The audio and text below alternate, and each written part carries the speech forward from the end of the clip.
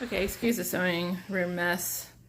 So this is on an IKEA table, and I put the boards on here that you can get at Lowe's or Home Depot. They actually cut them for me, and I had to do them in pieces because the board was really big. 49 by 24. I have 4 of these boards, so I can use them on my IKEA table so I don't get the nice wood scratched. I could put it on my dining room table. I could put all 4 boards on my dining room table if I wanted to base the quilt. But you can also get maybe another piece if you need to extend this more. This is a nice size quilt that I normally do, but if I ever had to go further with a king, I still have a lot of room. I could push this over some and it wouldn't fall over or anything in my space. I could get another section here and just kind of put the spacer in there. But that gives you a nice pinning and flat surface so that when I put my rolls up, which I'll show you shortly, that will give it a nice stable base. I'm not on the floor.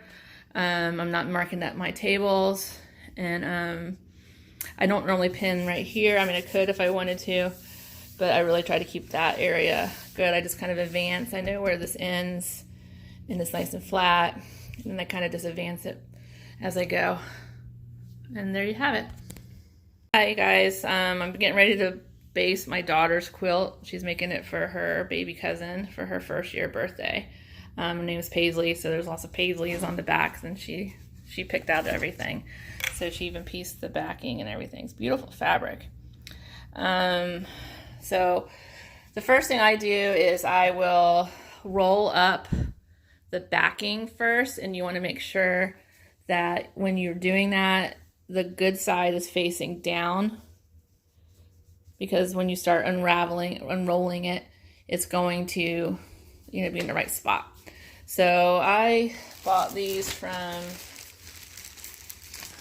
Home Depot or Lowe's. I can't remember which one it was, but that's the size if you're looking for something like that.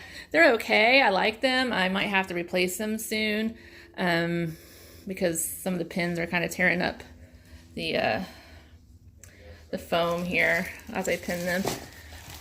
But what's nice is they have this little line here, and if you get them together correctly, get them together like this, you have like all the way, you can pin your fabric right up at that ledge to keep everything straight, as long as you've cut your backing pretty straight and everything else is squared up before you put it on. It works out pretty well. The nice men also took this PVC pipe and cut them for me. You just need enough. I put them as a little bit of foot, and each, and you just have to have enough space so that it can go inside the foam. So I stick one end in one side, and then one in the other, and you can see here how it's like right here in the middle. And I just push them back in. It's been working pretty well for me. I haven't had any wrinkles, or maybe once I did, but that was my own fault because I started adjusting stuff on my sit down, and yeah, so that didn't work out well. But most of the quilts have been coming out great that way.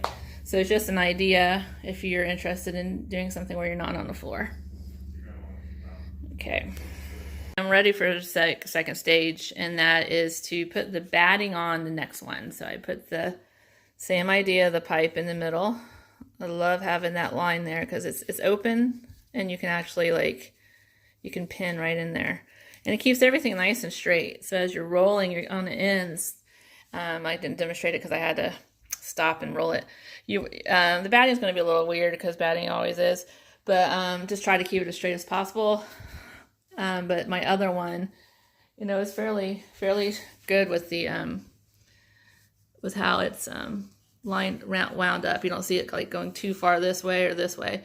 The trick is having it square, even the backing, before you put it on. If it's an odd shape, you're going to have issues if you use this line as a guide to kind of wind it up. So that's what I try to do before I even put it on. That's my daughter's quilt, and I think she did a pretty good job at getting it square, so I'm proud of her. So what I'm going to do now is there is a right and wrong side of the batting. I'm putting this right, what you see right here is the good side, and I'm going to have that good side facing up. As I roll this up again, I'm going to slowly, only on the boards, roll it up, and I'll take my left hand over here, my right hand over here. Since it's only 2 foam things, it's a pretty small quilt. It's pretty easy to do. If it was a bigger one, I would take some more time and still have my hands spread out far and just make sure the middle was also going at the same roll rate as both sides. That way it's nice and even. And again, keep looking at the ends over here. If you want to try to make sure it winds up really nice, like you would see a bolt of like drapery fabric or something. So we're going to do that. Wrong side of the batting would be all this little fuzz that you see, these little things you just want to like pick off. You know that's wrong. That should go to the back. If it goes to the front, you're going to have some little bearding things popping up in the front, and you don't want that. So always the little things back here are going to go as the wrong side. The right side is the nice smooth needle punched section where they put the needles through it. So there you have it, and I'm going to roll this and take some pictures. Okay, getting to roll the top. This is stage 3. Other 2 are already rolled. A good time if you have any loose strings, you can pick them up and stuff in there if you see it as you go. But really the trick is, I don't know if I've said it, is to make sure it's smooth, rolling, evening.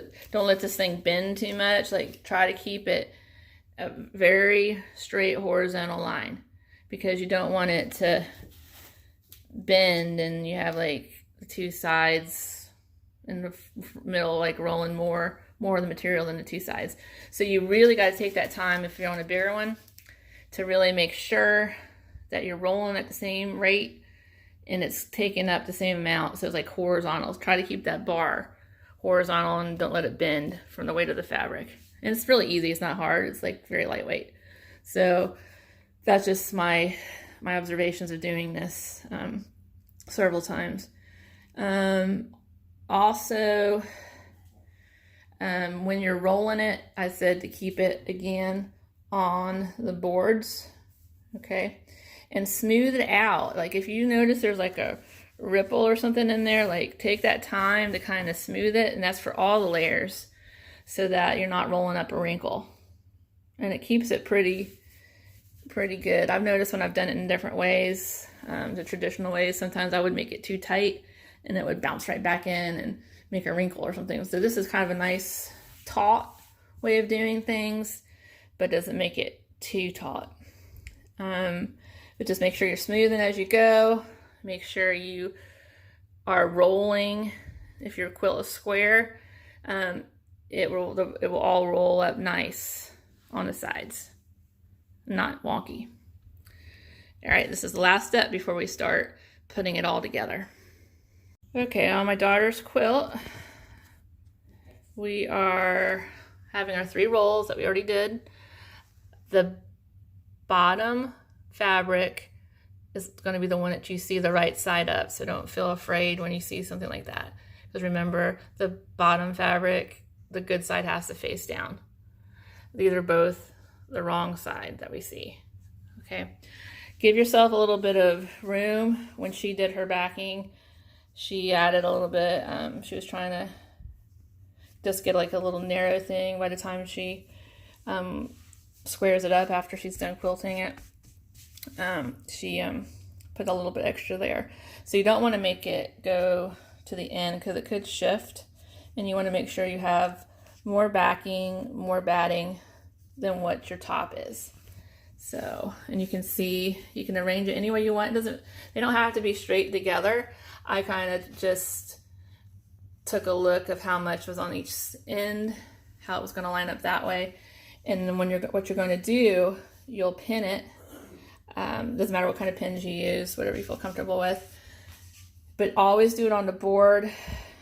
If you get down here, you know, you're going to possibly not be as tight. So I always recommend to stand on the board. after you finish doing all the pinning in this section here, then you take all 3 together in your hand and you pull it forward, and then you straighten it, and then you bring it back and straighten. You can also choose to spray baste. I know some people don't like to do that, and that's fine. I just do it for extra support for when I do quilts. You can just lift it. It's already spray basted, by the way. I did the bottom and sprayed the batting, and I did sprayed the batting on the top, and then laid it and made sure it was really nice and taut. So when you've pulled it forward, you can move this up, spray it, lay it down, move this up, spray it, lay it down, and it's kind of smooth as you go as well. And that would be fine if you wanted to do the spray basting, but it's not a requirement. Some people don't even do it, so that's just an option, and that's how I do it if I use the spray baste. And then you should pin it all the way to the end, and then it should be ready to go for your sit down machine. Okay, it's all basted, and you can see this is the back side. It is perfectly flat. It's like, it is ready to go. Just don't mess with it. Like when you're underneath your sit down. Now, was one thing I learned. I was doing it, and I don't know, I feel like messing with it. And but this is perfect, okay? Perfectly flat, okay? You can see, let me lift it up. It's set up for good free motion. And then if you look at the top, it's also nice and flat too. So we are ready to put it under the machine.